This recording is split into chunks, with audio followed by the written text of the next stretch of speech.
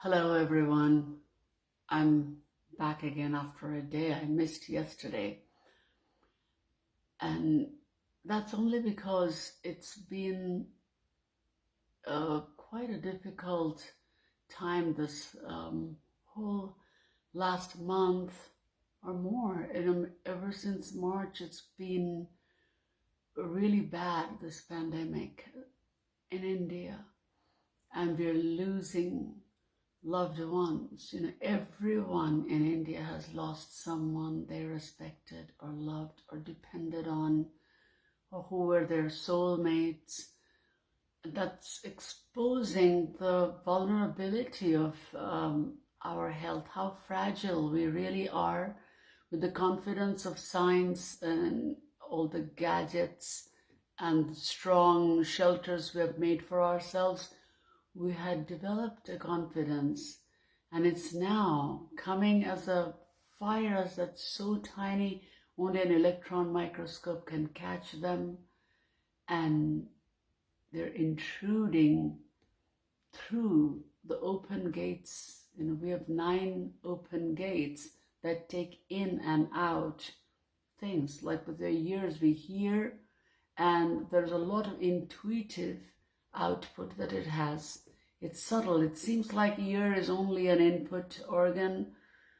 Not really. It has its giving to our health. Same with our eyes. We take in a lot of stuff, but our inner eyes gives us the wisdom, and it gives tears, if nothing else. On the physical level, the tears also have a value.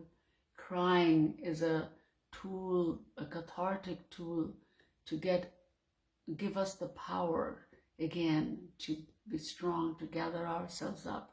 So don't suppress yourself if you feel like crying. You know how people cry and then immediately say, I'm sorry, I'm sorry. And each time I wonder, why are they feeling embarrassed? Why is it wrong to cry? It's okay. It is completely okay to say, I'm using my tool to feel better. It's one of our inherent mechanisms to feel better.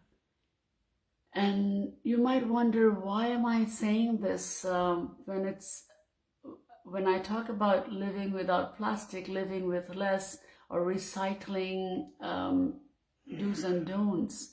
What has this got to? And well, I must admit that it's something I've never openly expressed, that my greening journey is totally in sync with the spiritual journey of my life, or my life's journey, So it's like the 2 arches, and it's time I admitted that they are meeting in an arch. And how beautiful the arch will be depends on how I craft it. And it is for everybody. It's just that I was living with this not acknowledging. First, in denial. I didn't even know that these arches were getting ready. These pillars seemed like so far apart, never to meet. But I didn't know the intention of meeting in this arch. And now, once I realized that, wow, this is actually in complete sync, one boosts the other, and they're grounded on the same base, the ground, although they look like far apart, they have a togetherness in it. It gave me goosebumps, and I still didn't speak about it. But as I'm aging, and as the pandemic is knocking on our doors, as I am grieving the loss of such beautiful people, it is making me think that why delay this admitting? Why not say, yes, it is my life, and I love this arch, and I love this terra firma grounding of the 2 arches. That's who I am. And just this morning, I felt that it is about everybody. Everybody has that arch building up. They're probably just like me in denial or just about beginning to realize and hesitant to open out loudly to it. But until we really admit it, we will be lost in our, cravings. We will be lost in it'll be like a pillar going up and like, where do I go now? Sky's the limit, right or left. A confused pillar. But when we really know that it's an arch that we're building, we have very one-pointed kind of a communication within. The arch is a non-living thing that I'm talking about, but your inner arch is a very conscious, moving energy. So your belief system and the beautiful arch, it's like yoga. Yoga is the real word. Yoga is the mispronounced version that is now globally popular. So sometimes I'll say yoga and it's yoga, okay? So as I'm practicing yoga every day, I'm beginning to realize that we all actually have a hunger to meet in an arch within ourselves. Meeting that spiritual source of sustenance for us. That will give us the strength to do the needful, to be careful, to be respectful for the body, and also to accept what has happened so far, the losses, and then gather up and make sure that we're not repeating the same mistakes over and over again. Because the arch is actually a very beautiful, intricate, subtle engineering. So if we have to do that engineering in our mind, where it is balanced and not collapsing, there is a lot of work to be done, but it's possible.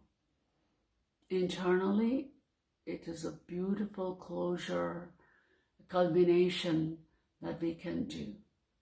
So coming from there, I would say that my challenge with not using too much, because just like an animal uses only enough to keep them warm or, cool during very hot weathers, just enough to keep them keep them fed, and then enough to store for maybe tomorrow or the rough seasons that are ahead, but nothing beyond.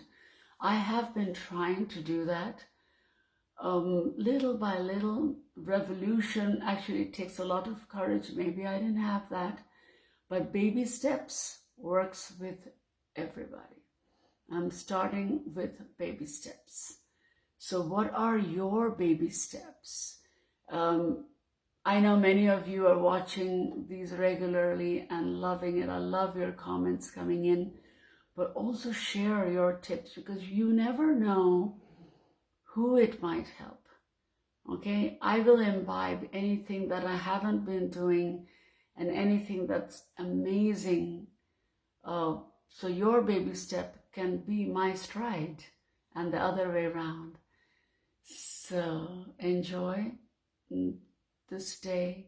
Take in a deep breath. Enjoy not in the terms of entertainment, but the enjoyment for the soul's sustenance, the soul's realization, the wonder, the realization of, yes, it is there in me. All I have to do is acknowledge, or all I have to do is take the next baby step. So that enjoyment, okay, which is so deep, not wasteful, just giving you the wisdom that is absolutely yours and powerful and healing for everyone. All right? Bye now. Stay blessed.